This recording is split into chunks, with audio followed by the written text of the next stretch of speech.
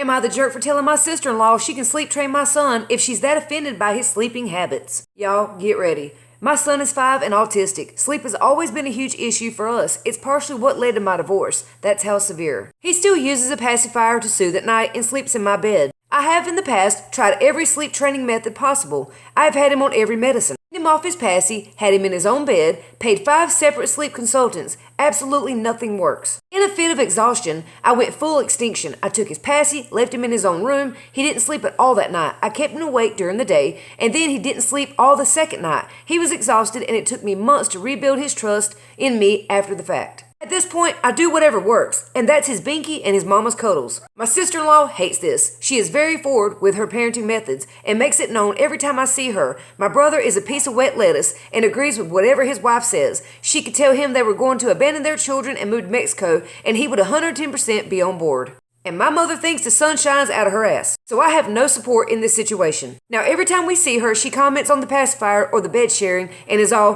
he needs to be off that, or you should just put him in his own bed, he'll eventually tire out, etc. She sends me hundreds and hundreds of different sleep training techniques. Regardless of how many times I've told her I already tried them, she refuses to believe me. Thinks I just did them the wrong way and I need to try again. So I bumped into her late the other night at Walmart, and he had his pacifier and his blanket. She made another comment about transitioning him out of his sleep supports. I kind of lost it on her a little. I'm not proud of it. But basically, I told her she could shove her opinions up her butt, and that if she was so concerned, she could sleep train him and deal with the screaming all night. She got kind of pissy and told me as a mother it's my job to set him up for life. I understand that one day he will need to sleep unassisted, but I don't know how to make that happen.